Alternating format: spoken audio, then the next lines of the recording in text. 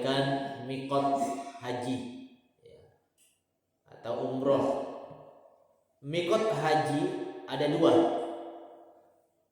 mikot waktu dan mikot tempat. Ya, mikot itu niat haji atau umroh. Start pertama tak amulangan na yero dan melodi haji, ya melodi umroh. Ya, karena yang namanya haji dan umroh itu hanya beberapa jam saja. Kalau umroh hanya beberapa jam, paling 3 jam saja. Ya, haji ya 2-3 hari, 2 hari. Selainnya itu ya hanya amalan-amalan ibadah yang di Arab Saudi, ya, di Mekah, di Madinah. Ya, nanti termasuk haji, termasuk umroh pada saat mikot. Ya, niat pertama pakaian ihram, itu dihitung baru haji atau umroh. Sebelum dan setelahnya ya, itu ibadah-ibadah lain, cuma dilakukan di Mekah dan di Madinah. Nah, di sini ada mikot. Start pertama awal untuk niat apa? Ya, ini kalau mikot haji ya duan rupa yero angka berkaitan si bawa waktu, angka tu si bawa onrom. Ya. Mikot waktu adalah waktu di mana seseorang dapat melaksanakan ibadah haji di dalamnya. Ini masalah waktu.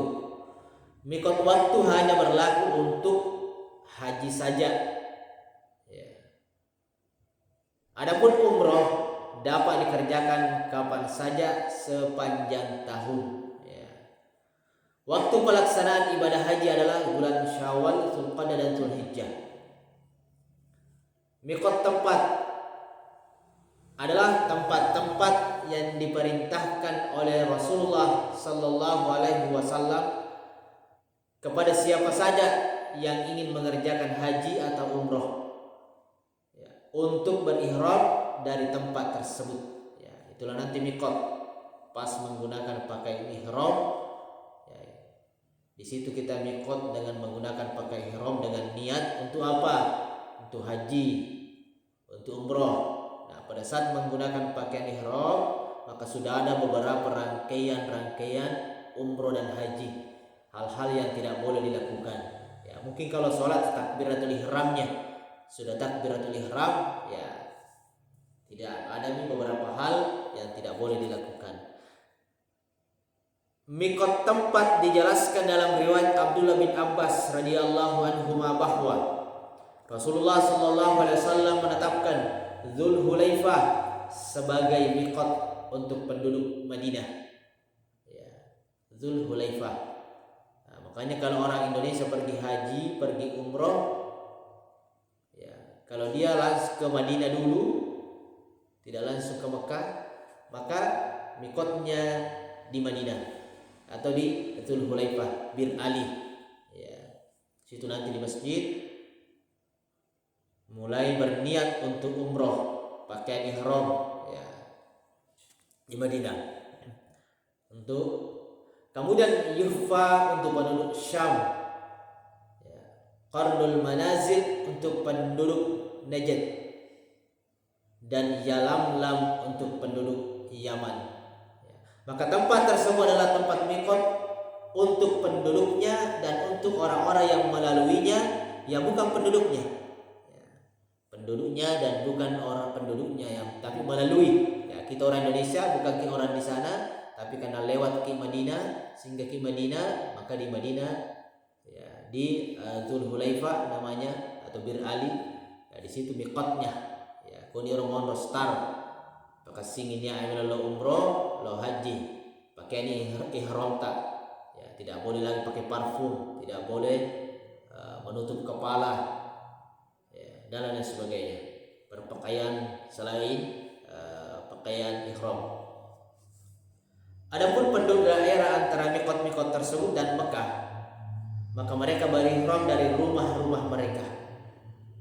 Jadi antara misalkan Madinah dengan Mekah, banyak kampung-kampung di situ, dia juga mau berihram, maka dia tidak usah kembali ke Madinah dulu atau ke Madinah dulu baru pergi ke Mekah. Tidak, dia langsung berangkat saja. Maka mikotnya dari rumah-rumah mereka. Pamulwa miko bolana langsung jauh ke Mekah dengan pakaian ihramnya. Demikian pula penduduk Mekah, mereka berihram dari kota Mekah. Hadis riwayat Bukhari. Ya, penduduk Mekah ya langsung apa nih? Dari Aisyah radhiyallahu anha bahwasanya Nabi sallallahu alaihi wasallam menetapkan Dzul Irq sebagai mikot untuk penduduk Irak. Hadis riwayat Abu Daud dan Nasai, hadis sahih. Hadis di atas menunjukkan bahwa mikot tempat ada 5 bagi mereka yang ingin melaksanakan haji atau umroh. Yang pertama tadi Dzul Hulaifah, yaitu mikot untuk penduduk Madinah dan siapa saja yang melewatinya. Juhfa, yaitu mikot untuk penduduk negeri Syam yang sekarang meliputi Palestina, Suriah, Yordania dan Lebanon. Ya, itu Juhfa. Dan siapa saja yang melewati kota tersebut. Kota Juhfa sekarang sudah tidak ada, sehingga orang-orang berihram dari kota Rabik yang sejajar dengan Juhfa, ya, lainnya di negaranya. Hal ini jika mereka tidak melewati Dzul Hulaifah sebelumnya. Jika melewati Dzul Hulaifah sebelum ke Juhfa atau Rabik, maka mereka harus berihram dari Dzul Hulaifah, Madinah. Yang ketiga, Qarnul Manazil, yaitu miqat untuk penduduk Najd dan siapa saja yang melewati kota tersebut. Yalamlam, yaitu untuk penduduk Yaman dan siapa saja yang melewati kota tersebut. Yang terakhir, Zatul Iraq, yaitu miqat untuk penduduk Irak dan siapa saja yang melewati kota tersebut. Adapun mereka yang tempat tinggalnya berada di antara miqat tersebut dan kota Mekah, maka mereka berihram dari tempat tinggal mereka jika mereka ingin mengerjakan haji atau umroh. Demikian pula penduduk Mekah, jika mereka ingin melaksanakan haji, mereka berihram dari rumah-rumah mereka. Adapun jika mereka ingin mengerjakan umroh, maka mereka harus keluar dari daerah haram ke daerah halal yang terdekat seperti Tan'im atau Ji'rana untuk berihram dari tempat tersebut. Ya, beda haji dengan umroh. Jamaah haji yang tidak melewati mikot-mikot tersebut harus berihram dari tempat yang sejajar dilihat dari arah Mekah, termasuk dari udara. Jamaah haji atau umroh yang menggunakan pesawat terbang, jika melewati salah satu dari mikot-mikot tersebut, maka mereka harus memakai pakaian ihramnya sebelum pesawat melewati daerah tersebut. Jika pesawat tempat berada di atas daerah mikot, maka mereka wajib untuk segera meniatkan ihram. Ya, misalnya naik pesawat, darat teyero batas daro, ya, ke pesawat. Makanya biasa ada jamaah itu di pesawat dia harus ganti pakaiannya, pakaian ihram. Bahkan ada yang memang sudah ihram dari negaranya, pakaiannya tapi belum niat pakaiannya supaya pas nanti di perjalanan dalam pesawat langsung berniat untuk umroh misalnya. Ya, dia nak ganti pakaian, kan harus ganti pakaian ihram. Ada jamaah itu yang pakaian ihram memang, karena dia sudah perkirakan, travelnya sudah perkirakan dia nanti berihram di atas pesawat.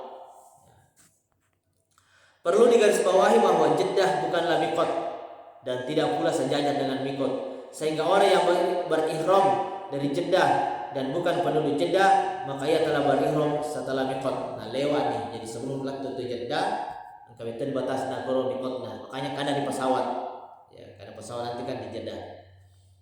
Jika ia tidak kembali ke mikot, maka wajib baginya menyembelih dam, ya, denda. Ya, itulah diantara mikot-mikot tentang waktu dan tempat. Yang mudah-mudahan Allah berikan kita kemudahan untuk melakukan ibadah ini dan rukun mikot. Amin ya rabbal alamin. Sahiri alhamdulillahirabbil alamin. Subhanakallahumma bihamdika asyhadu an la ilaha illa anta astaghfiruka wa atubu ilaik. Assalamualaikum warahmatullahi wabarakatuh.